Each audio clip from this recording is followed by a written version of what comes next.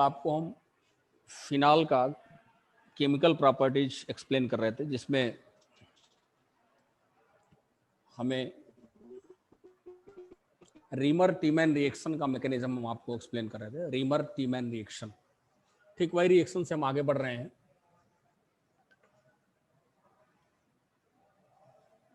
Rymer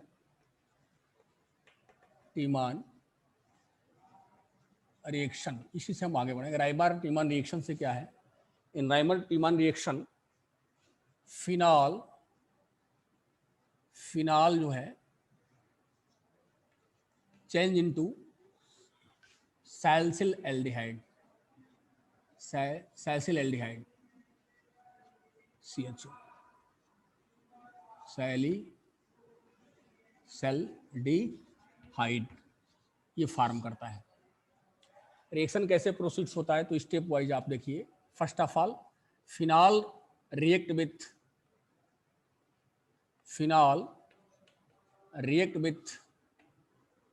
NaOH in presence of chloroform CHCl3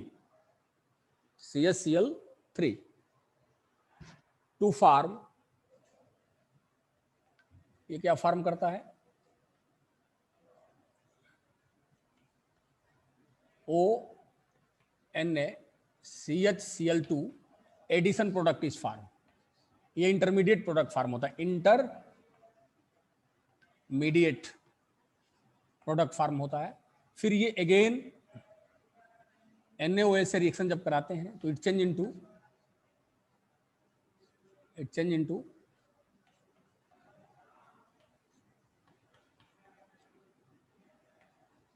this, and fish after that acidification, it change in acidification,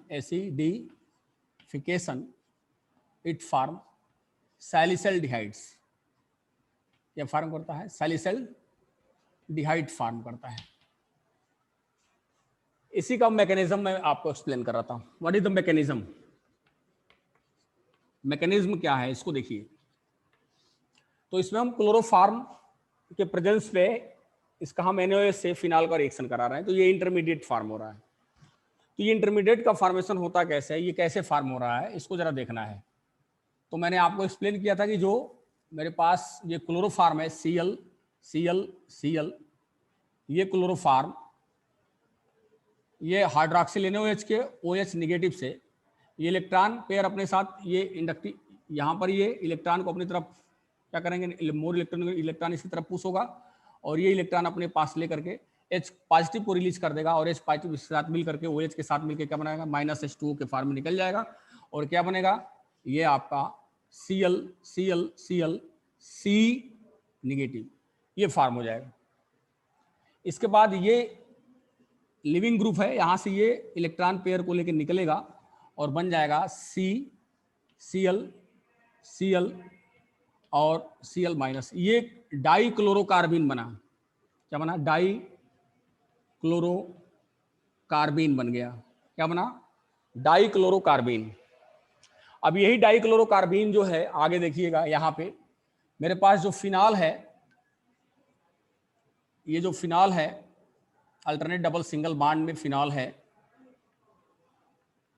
फिर इसमें NaOH के साथ ये reaction हो रहा है तो केवल OH को लेकर चलेंगे, एल्कोक्साइड नहीं बनेंगे तो भी काम चल जाएगा। यहाँ पर OH माइनस ये इलेक्ट्रॉन पेयर को लेगा, H प्लस इसके साथ आएगा तो -H2O फॉर्म हो जाएगा और ये बन जाएगा, जरा ध्यान से देखिए, ये बनेगा आपका O निगेटिव, ठीक है, और अल्टरनेट डबल सिंगल बॉन्ड हो गया। अब यहाँ पर रिजोनेंस प्रोसीड्स होना है, ये चीज यहाँ शिफ्ट करेगी और ये चीज यहाँ शिफ्ट करेगी। रिजोनेंस जब होगा तो क्या होगा, इसको देखें, जब ये रिजोनेंस प्रोसीड्स होगा तो होगा क्या कि यहाँ पर इलेक्ट्रॉन और ऐसे ये डबल बॉन्ड O, अब ये अपना रिजोनेटिंग स्ट्रक्चर जो है ये आ गया ऐसे। अब यहाँ पर ये अटैक करेगा, यहाँ पर ये 2 2 4 और 6 है, तो यहाँ जाहिर सी बात है कि ये यहाँ पे अटैक करेगा, यहाँ पे अटैक करेगा। ये जब यहाँ अटैक करेगा तो क्या बनेगा, जरा ध्यान से देखिएगा, क्योंकि ऑक्टेट तो है नहीं, 6 इलेक्ट्रॉन ही है, इलेक्ट्रॉन डिफिशियंट है ये। जब यहाँ अटैक करेगा तो ये डबल बॉन्ड O और ये C है, जब यहाँ अटैक करेगा तो क्या बन जाएगा, ये Cl और ये Cl और ये नेगेटिव चार्ज, ठीक है। और यहां पर H ऑलरेडी पहले से है, यहां H ऑलरेडी पहले से CH है ना, होगा क्या कि यहां पर ये इलेक्ट्रॉन, ये बॉन्ड यहां शिफ्ट होगा और ये बॉन्ड जो है, ये इलेक्ट्रॉन पेयर यहां शिफ्ट हो जाएगा, ठीक है। और ये जो H पॉजिटिव है इसके साथ चला जाएगा, ठीक है। तो जब ये H पॉजिटिव इसके साथ जाएगा, देखिए ये बॉन्ड जब यहां शिफ्ट होगा तो H पॉजिटिव निकल जाएगा और H पॉजिटिव इसके साथ चला जाएगा, CH बन जाएगा। और इसका इलेक्ट्रॉन पेयर जब यहां चला जाएगा तो फिर ये चेंज हो जाएगा इस पोजीशन में, जरा ध्यान से देखिएगा, इस पोजीशन में चेंज होगा। ये तो डबल बॉन्ड हो गया, एरोमेटिसिटी फिर आ गई इसकी, और ये O नेगेटिव हुआ और ये C, ये H, ये Cl और ये Cl बन गया। फिर आगे हमको इसी का हमको NaOH के साथ रिएक्शन करा देना है, NaOH, 2 NaOH ले लेंगे तो 2 OH ये रिप्लेस हो जाएंगे, OH वहां पर चला जाएगा। जब रिप्लेस होगा और OH वहां पे जाएगा तो क्या फॉर्म होगा उसको देखें, अल्टरनेट डबल सिंगल बॉन्ड होगा ये O नेगेटिव। जब ये रिप्लेस होगा तो ये CH, ये OH और ये क्या बनेगा, OH बनेगा। थोड़ा सा इसको छोटा कर देते हैं, NaOH, और ये रिप्लेस होगा तो यहां से H2O निकल जाएगा, देखिए जरा एक मिनट, OH यहां से H2O निकल जाएगा। जब H2O निकल जाएगा तो ये क्या फॉर्म हो गया, धीरे धीरे ये सैलिसिल एल्डिहाइड की तरफ बढ़ रहा है, ये फॉर्म हो जाएगा अल्टरनेट डबल सिंगल बॉन्ड और ये O नेगेटिव और बच गया CHO। अब इसी का एसिडिफिकेशन करा दीजिए, इसी का एसिडिफिकेशन करा दीजिए और बन जाएगा मेरे पास सैलिसिल एल्डिहाइड्स। क्या बन जाएगा, सैलिसिल एल्डिहाइड OH है और ये हो गया CHO। तो इस तरह से ये इसके मैकेनिज्म प्रोसीड्स होते हैं। करना क्या है कि फिनॉल का रिबर टीमैन रिएक्शन में फिनॉल से सैलिसिल एल्डिहाइड बनना है, तो फिनॉल का NaOH के साथ क्लोरोफॉर्म के प्रेजेंस से रिएक्शन कराएंगे तो ये इंटरमीडिएट फार्म होगा, और फिर इसका NaOH के साथ रिएक्शन कराएंगे तो ये स्टेज आएगी, और इसके बाद इसका एसिडिफिकेशन कराएंगे तो सैलिसिल एल्डिहाइड फार्म हो जाएगा। इसी के मैकेनिज्म को दिखाया गया है, इसमें कुछ नहीं करना है। करना कि ये क्लोरोफॉर्म से H रिलीज हो जाएगा और H पॉजिटिव जो है NaOH के OH के साथ रिएक्शन करके H2O निकाल देगा। क्या निकाल देगा, H2O निकाल देगा और ये बन जाएगा Cl Cl Cl C negative. अब यहाँ से ये लिविंग ग्रुप है Cl बाहर निकल जाएगा तो डाइक्लोरोकार्बिन फार्म हो जाएगा। ये डाइक्लोरोकार्बिन जो है ये स्टेबल नहीं है, इसके आउटर सेल मेट इलेक्ट्रॉन, ये इलेक्ट्रॉन डिफिशियंट कंपाउंड है, ये हमेशा वहीं अटैक करेगा जहां इलेक्ट्रॉन डेंसिटी हाई होगी। तो फिनॉल का ये बना दीजिए रिजोनेटिक स्ट्रक्चर, ये फिनॉक्साइड आयन है, फिनॉक्साइड आयन में आर्थो पोजीशन पे यहाँ पर इलेक्ट्रॉन डेंसिटी हाई है तो ये कार्बिन यहाँ पर अटैक कर जाएगा, तो इस पोजीशन में आ जाएगा। जब इस पोजीशन में आ जाएगा तो यहाँ पर CH है, H जो है अपना इलेक्ट्रॉन रिलीज करके यहाँ पर इसकी एरोमेटिसिटी को फिर रिटर्न कर देगा और H पॉजिटिव जो है इस C नेगेटिव के साथ मिलकर के ये फार्म कर देगा, ठीक है। एरोमेटिसिटी फिर रिटर्न हो गई, फिर NaOH का रिएक्शन करेगा तो Cl लिविंग ग्रुप है, ये Cl निकल जाएगा, OH यहाँ पर अटैच हो जाएगा, OH में से H2O निकल जाएगा तो ये फॉर्मल्डिहाइड की तरफ, ये एल्डिहाइड की तरफ ये फार्म हो रहा है, और फिर इसका एसिडिफिकेशन कराएंगे तो सैलिसिल एल्डिहाइड इज ऑब्टेन्ड। तो ये रीमर टीमैन रिएक्शन का मैकेनिज्म है जो आपको मैंने एक्सप्लेन किया। दूसरी बात अब आगे समझना आपको, कोलबेज रिएक्शन क्या समझना है, कोलबेज रिएक्शन। तो हम बात करते हैं कोलबेज रिएक्शन की, क्या होता है, इससे सैलिसिलिक एसिड बनता है। कोलबेज रिएक्शन में क्या बनता है, salicylic acid is form, salicylic acid form होता है कोलबेज रिएक्शन में। और ये रिएक्शन भी बहुत इंपॉर्टेंट है, हर साल शॉर्ट नोट में पूछता रहता है। तो कोलबेज रिएक्शन, कोलबेज रिएक्शन, इस रिएक्शन में क्या बनाना है, जो फिनॉल से इट रिएक्शन में phenol change into salicylic acid, किसमें चेंज होता है, सैलिसिलिक एसिड, OH COOH।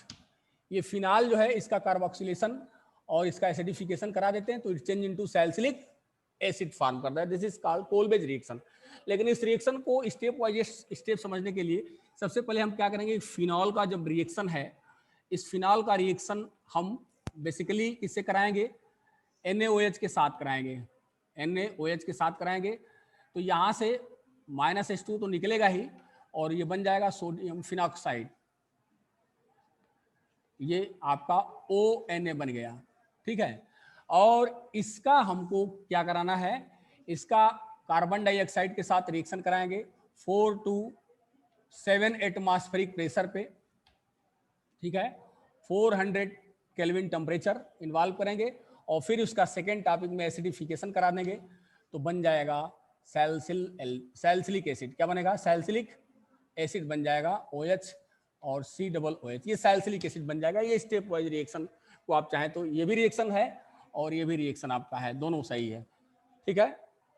अगर इसके मैकेनिज्म को प्रोसीड्स करना है तो डायरेक्ट हम इस एसिड को ले लेते हैं, यहाँ पर डायरेक्ट इसको ले लीजिए, बहुत ईजी है। यहाँ पर करना क्या है कि ये अल्टरनेट डबल सिंगल बॉन्ड है, OH है, तो OH में से यहाँ पर NaOH से OH निगेटिव जो है इसके साथ मिल करके ये यहाँ ट्रांसफर हो जाएगा और -H2O यहाँ से निकल जाएगा, ये पॉजिटिव इसके साथ मिलकर -H2 के फॉर्म में जाएगा और ये फिनॉक्साइड आयन बन गया। क्या बन गया? ये फिनॉक्साइड आयन फॉर्म हो गया, ये O निगेटिव फिनॉक्साइड बन गया।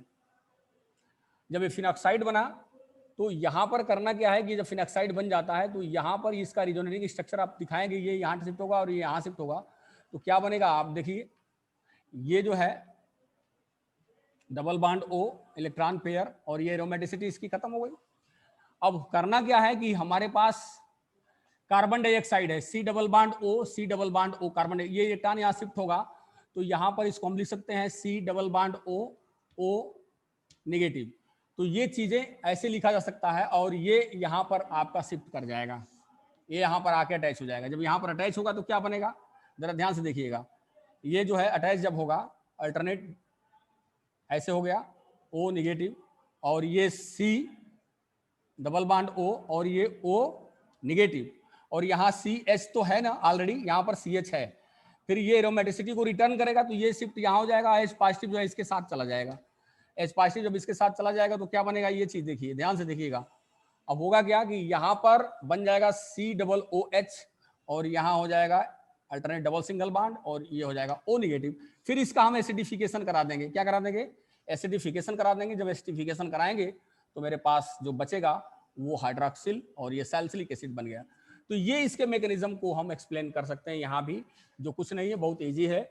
आप चाहें तो कोलबेज रिएक्शन में आप दिखाइए कि phenol react with NaOH to form sodium phenoxide and after that carboxylation takes place at 4 to 7 atmospheric pressure and 400 Kelvin temperature and later on acidification takes place to form salicylic acid, ये salicylic acid form हो जाता है और इसका ये mechanism हम आपको explain किए हैं। तो इस तरह से कोलबेज रिएक्शन द्वारा भी हम फिनॉल से सैलिसिलिक एसिड को फॉर्म करते हैं और इसका ये मैकेनिज्म है जो आपके ब्लैक बोर्ड पे दिख रहा है, ये मैकेनिज्म है जो आपको दिया गया है, ठीक है। कोई जरूरी नहीं है, मतलब जानकारी के लिए हम बता दे रहे हैं, थोड़ा सा जानकारी रखना चाहिए कि ये मैकेनिज्म भी ऐसे प्रोसीड्स के होते हैं। अब हम बात करेंगे सैलिसिलिक एसिड फिनॉल का, कुछ अदर रिएक्शंस ऑफ फिनॉल दिया हुआ है, एक दो रिएक्शन और है, इसके बाद फिनॉल फिनिश्ड हो जाएगा और उसके बाद हम अगला ईथर आपको एक्सप्लेन करेंगे। तो अभी जो अदर रिएक्शन है, reaction of phenol with zinc dust, यहां देखिए reaction of phenol with zinc dust. जो फिनॉल का रिएक्शन है वो जिंक डस्ट से करता है। इससे क्या होता है कि एरोमेटिक हाइड्रोकार्बन फॉर्म हो जाते हैं। क्या फॉर्म हो जाता है, बेंजीन फॉर्म होता है। क्या फॉर्म होता है, बेंजीन फॉर्म हो जाता है। इससे, इस रिएक्शन से क्या फॉर्म होगा, बेंजीन इज फॉर्म। करना क्या है कि जो फिनॉल है, phenol alternate double single bond है, phenol react with zinc dust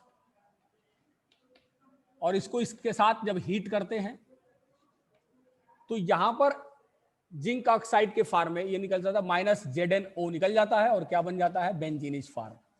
क्या फॉर्म होता है, ये बेंजीन फॉर्म हो जाता है। क्या फॉर्म होता है, बेंजीन फॉर्म।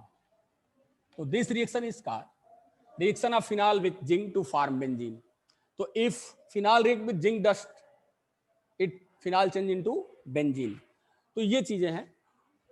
दूसरा इसका टॉपिक है, दूसरा जो रिएक्शन है बहुत इंपॉर्टेंट रिएक्शन है अगला अदर रिएक्शन में, oxidation, oxidation of phenol. Phenol का ऑक्सीडेशन है जो आपको एक्सप्लेन करना है, ऑक्सीडेशन ऑफ फिनॉल। तो यहाँ पर फिनाल के ऑक्सीडेशन को एक्सप्लेन करने के लिए दो तरह की टॉपिकों को आपको समझना होगा। एक तो फिनाल का ऑक्सीडेशन एटमॉस्फेरिक एयर के प्रेजेंस में होता है, और एक फिनाल का ऑक्सीडेशन जो है एल्कलाइन KMnO4 के प्रेजेंस में होता है।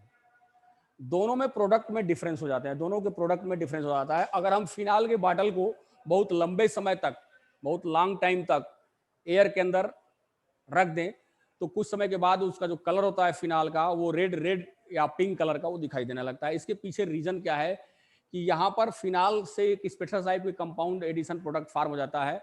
वो प्रोडक्ट जो है पैराबेंजोक्विनोन से बनता है, पैराबेंजोक्विनोन से बनता है। तो हम देखेंगे कि ऑक्सीडेशन होता कैसे है फिनाल का।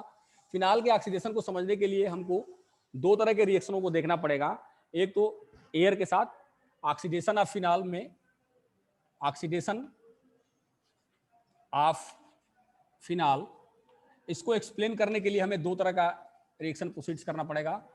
एक तो एटमॉस्फेरिक एयर ले लेंगे, एक क्या ले लेंगे, एटमॉस्फेरिक एयर।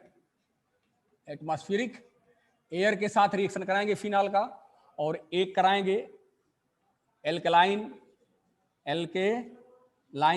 KMnO4 के साथ इसका ऑक्सीडेशन कराएंगे, KMnO4 के साथ इसका ऑक्सीडेशन कराएंगे। दो तरह के ऑक्सीडेशन को देखना है, एक एल्कलाइन एटमॉस्फेरिक एयर के साथ देखेंगे और एक एल्कलाइन KMnO4 के साथ देखेंगे। जरा ध्यान से देखिएगा इसमें क्या होता है। जब फिनाल को, नंबर 1, जब फिनाल को हम, फिनाल है ये, फिनाल ले लिया, और इस फिनाल का हम ऑक्सीडेशन जो है, ऑक्सीडेशन जब इसका सनलाइट के प्रेजेंस में कराते हैं, ठीक ना, तो पैराबेंजाक्विनोन फार्म होता है। क्या फार्म होगा, पैराबेंजाक्विनोन फार्म होगा। ये चीजें ऐसे बनती हैं, इसको बोलते हैं पैराबेंजाक्विनोन। ये बेंजाक्विनोन है, इसको लिखते हैं पी बेंजाक्विनोन। क्या फार्म हुआ, पैराबेंजाक्विनोन फार्म होता है, पी बेंजाक्विनोन बोलते हैं इसको। तो ये फार्म होता है।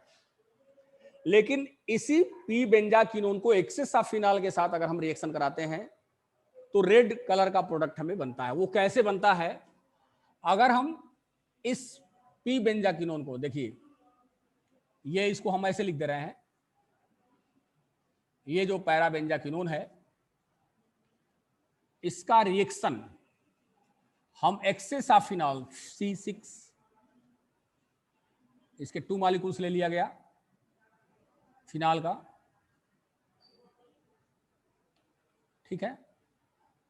तो जो प्रोडक्ट बनता है वो एडिशन प्रोडक्ट फार्म होता है। वो एडिशन प्रोडक्ट क्या फार्म होता है, इसको जरा ध्यान से देखें। ये वो एडिशन प्रोडक्ट ये बनता है, यहां पे हम बना रहे हैं। एक तो ये फिनाल, ये अल्टरनेट डबल सिंगल बॉन्ड होगा, OH dot dot dot, hydrogen bonding O,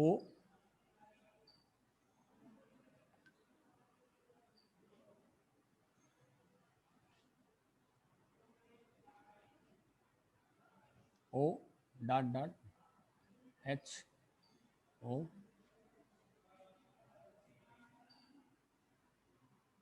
और ये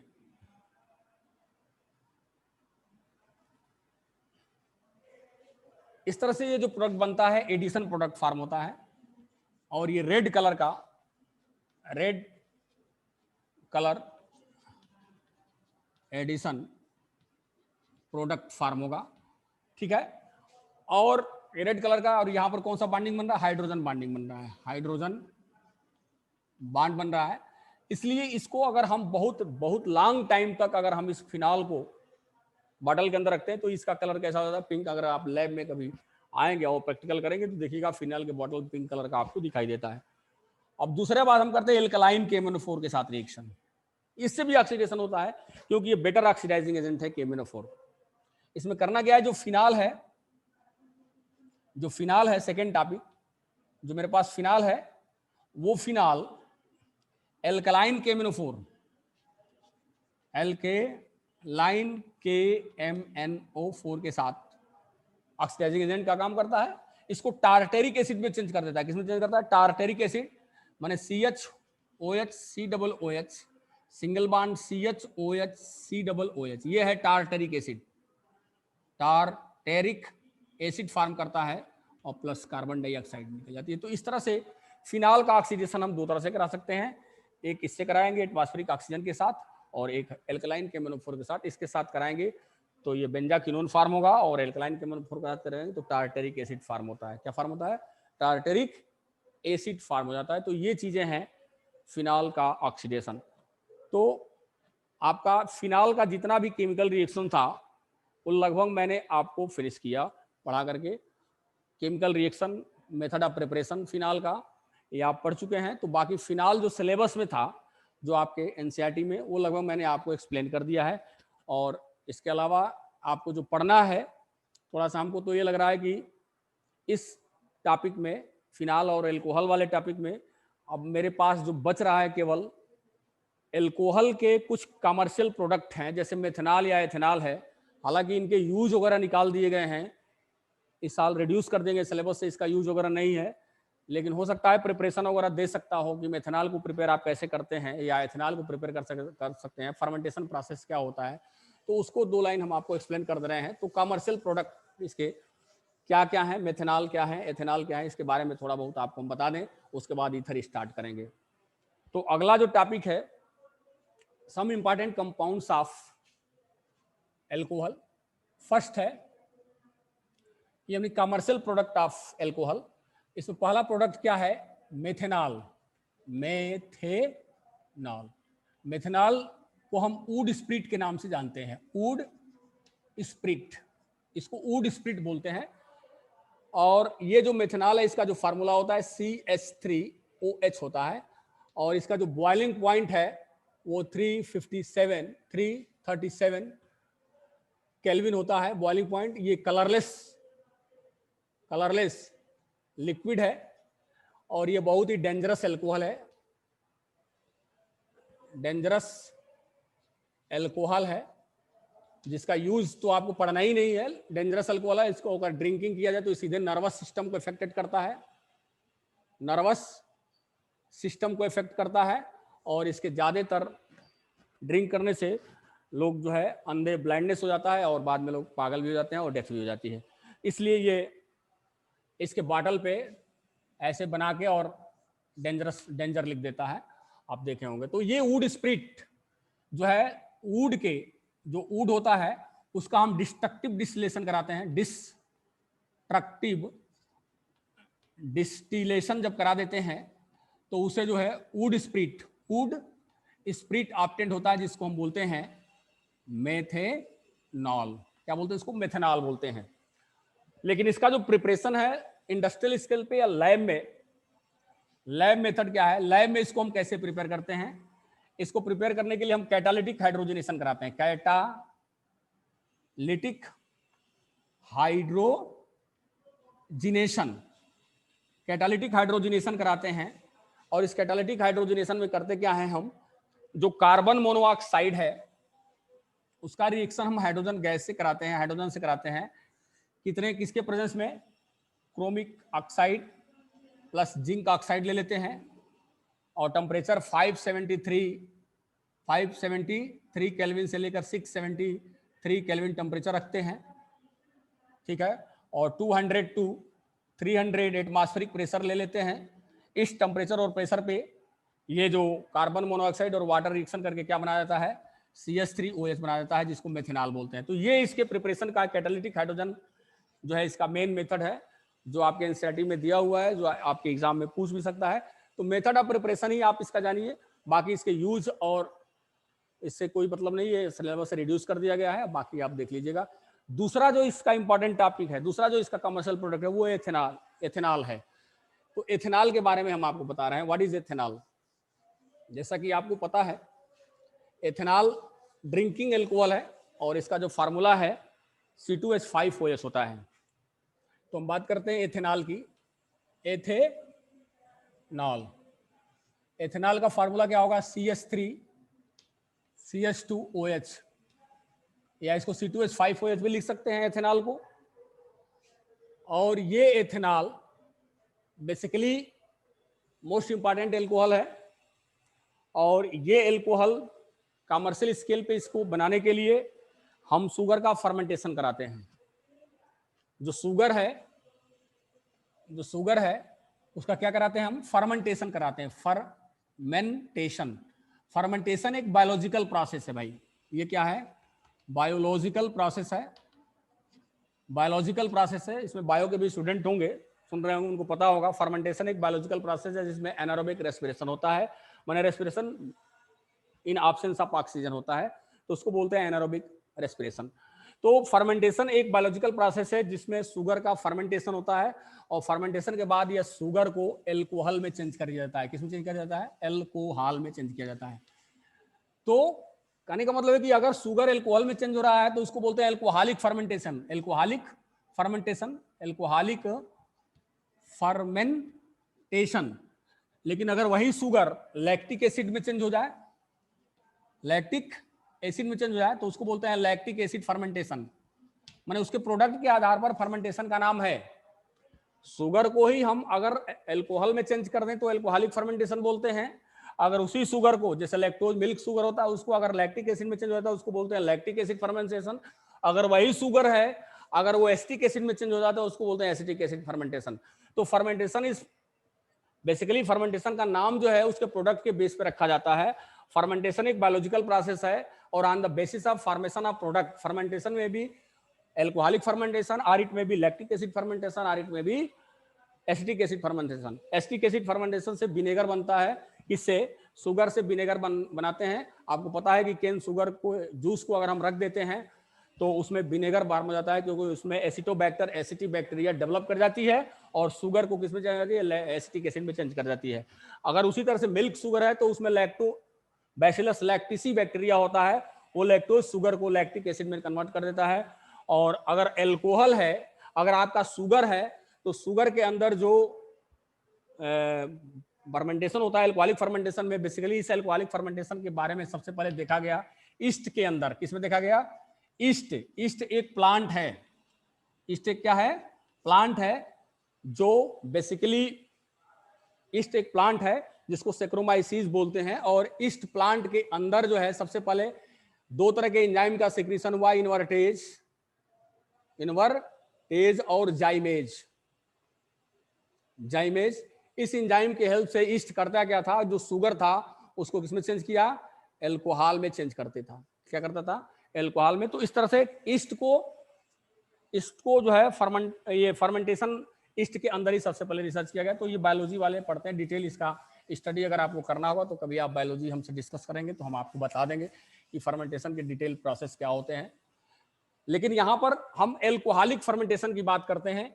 जो शुगर है, शुगर के अंदर फार्मूला उसका होता है C12H22O11। ये शुगर का फार्मूला है। आपको पता है कि शुगर का फार्मूला होता है C12H22O11। और शुगर एक डाइसेक्राइड्स, शुगर एक डाइसेक्राइड्स कार्बोहाइड्रेट्स है। और ये शुगर जो है इन्वर्टेज एंजाइम के प्रेजेंस में, इन्वर्टेज एंजाइम के प्रेजेंस में ये शुगर जो है C6H12O6 प्लस C6H12O6 ये ग्लूकोज और फ्रक्टोज में डिसोसिएट हो जाता है। ग्लूकोज और फ्रक्टोज, ग्लूकोज और फ्रक्टोज में टूट जाता है।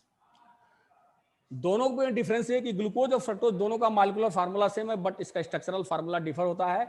इसमें एल्डिहाइड ग्रुप होता है, इसलिए इसको हम हेक्सो एल्डोज कहते हैं, और इसको हम कीटो हेक्सोज कहते हैं, कीटो हेक्सो एल्डोज, और उसको कीटो हेक्सोज कहते हैं। तो इस तरह से बेसिकली इसमें एल्डिहाइड ग्रुप प्रेजेंट होता है और इसमें कीटोन ग्रुप प्रेजेंट होता है। दोनों में डिफरेंस है ये। तो ये सबसे पहले हम शुगर को किस में चेंज करते हैं, जो शुगर है उसको हम ग्लूकोज और फ्रक्टोज में चेंज करते हैं। किस एंजाइम के द्वारा, इन्वर्टेज एंजाइम के द्वारा। और यही इन्वर्टेज एंजाइम जो ग्लूकोज C6H12O6 है, ये जाइमेज एंजाइम जो है, जाइमेज जो ईस्ट के अंदर है, यह जाइमेज एंजाइम इसको 2C2H5OH में, एल्कोहल में, और 2CO2 में कन्वर्ट कर देता है। ये एनारोबिक रेस्पिरेशन का पार्ट है। इसका पार्ट है एनारोबिक रेस्पिरेशन। तो इस तरह से एल्कोहल का प्रिपरेशन जो है फर्मेंटेशन प्रोसेस से हम कर लेते हैं। तो ये है फर्मेंटेशन। अब हम बात करेंगे, तो एल्कोहल का प्रिपरेशन हमने समाप्त किया, एथेनॉल का, मेथेनॉल का प्रिपरेशन समाप्त किया। तो ये आपका एल्कोहल और फिनॉल का जो टॉपिक था वो लगभग पूरा मैंने फिनिश कर दिया। इससे रिलेटेड जो भी एक्सरसाइज है जो भी प्रॉब्लम है वो सॉल्व करते हैं। जिसको अगर प्रॉब्लम है तो हमारे व्हाट्सएप पे आप जो भी है क्वेश्चन राइज करके आप भेज दीजिए, मैं उसको आपको एक्सप्लेन कर दूंगा। बाकी जो है हम बात करेंगे ईथर के बारे में। जो ईथर है, इस अगला टॉपिक मेरा ईथर है। ईथर ईथर जहां तक आपको पता है कि ईथर एक मोस्ट इंपॉर्टेंट ऑर्गेनिक कंपाउंड है, और इसका जो जनरल फार्मूला है, ईथर का, ये सब आपको पता होना चाहिए। जनरल फार्मूला होता है इसका ROR है। ये R आइडेंटिकल भी हो सकते हैं, डिफरेंट भी हो सकते हैं, रेडिकल्स। और इसका जो फंक्शनल ग्रुप है, एल्कॉक्सी ग्रुप इसके अंदर होता है। इसको O के दोनों साइड हम ऐसे लिख देते हैं, ये फंक्शनल ग्रुप इसका है। और बेसिकली ईथर की हमने बात किया तो ये दो तरह के ईथर आप पढ़े भी हैं, बताए भी थे शुरू में, थोड़ा सा उसको हल्का सा एक्सप्लेन कर दें। सिंपल ईथर और एक था मिक्स्ड ईथर। इसको हम कंपाउंड ईथर के नाम से भी जानते हैं, सिंपल ईथर में दोनों तरफ जो एल्कॉक्सी O के दोनों तरफ लगने वाला जो रेडिकल्स है वो आइडेंटिकल होगा, माने रेडिकल्स आर आइडेंटिकल। जो रेडिकल होंगे क्या होंगे? आइडेंटिकल जब होंगे तो ऐसे ईथर को हम सिंपल ईथर बोलते हैं। लेकिन अगर रेडिकल OR हो और ये R' हो, अलग अलग हो, डिफरेंट है, तो रेडिकल क्या है? रेडिकल क्या होगा? डिफरेंट होगा। अगर डिफरेंट होगा तो ऐसे ईथर को हम बोलते हैं मिक्स्ड ईथर। क्या बोलते हैं इसको? Mixed ether. तो ईथर के बारे में नॉमेनक्लेचर भी आपको हमने बताया था। तो ये चीजें हैं, इसका प्रिपरेशन आपको जानना है, ईथर का प्रिपरेशन आपको एक्सप्लेन करना है, तो वो हम आपको बता रहे हैं, प्रिपरेशन ऑफ ईथर। अब हम देखेंगे इसका प्रिपरेशन कैसे करते हैं, ईथर को हम कैसे प्रिपेयर करते हैं। तो देखेंगे हम लोग प्रिपरेशन ऑफ ईथर।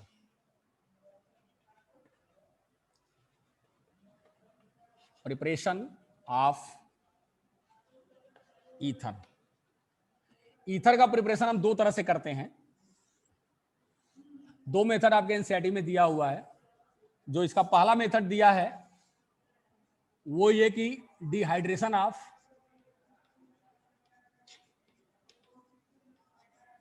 एल्कोहल का डिहाइड्रेशन, और दूसरा दिया है विलियमसन सिंथेसिस।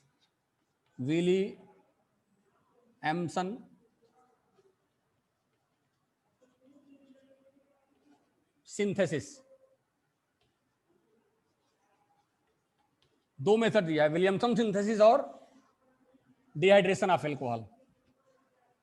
प्रिपरेशन में दो मेथड आपके टॉपिक में एक्सप्लेन किया है ईथर के। तो जो पहला प्रिपरेशन है डिहाइड्रेशन ऑफ एल्कोहल, इसमें हम बात करते हैं डिहाइड्रेशन ऑफ एल्कोहल के भी दो प्रोसेस हैं। अगर एल्कोहल का डिहाइड्रेशन, जैसे मान लीजिए कि मेरे पास एल्कोहल है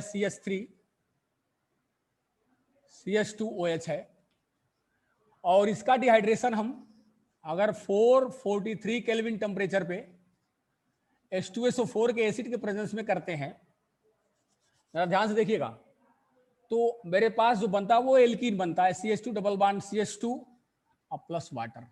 ये भी डिहाइड्रेशन ही है, वाटर रिमूव हो रहा है, एल्कोहल से वाटर रिमूव हो रहा है। इसका मैकेनिज्म हम लोग पढ़ चुके हैं, ये भी बहुत इंपॉर्टेंट मैकेनिज्म है, आप उसको देखिएगा। लेकिन अगर यही CH2OH हम लेके चलते हैं और थोड़ा सा टेम्परेचर को मिनिमम कर देते हैं, 430 केल्विन ले लेते हैं और H2SO4 प्रेजेंस होता है, तो मेरे पास जो प्रोडक्ट बनता है वो ईथर बनता है, CH2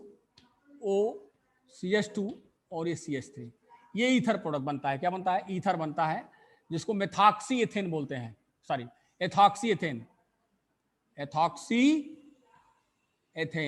या डाई एथिल ईथर बोलते हैं। ये एथॉक्सी एथेन फार्म हो जाता है, ये ईथर फार्म हो जाता है।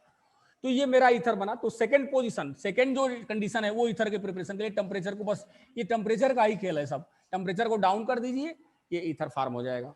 टेम्परेचर बढ़ा दीजिए तो ये एल्कीन फार्म हो जाएगा। अब ईथर के फॉर्मेशन की जो मैकेनिज्म है, इस मैकेनिज्म को यहीं पर हम एक्सप्लेन कर रहे हैं। What is the mechanism? जो मैकेनिज्म है उसको देखिए ध्यान से।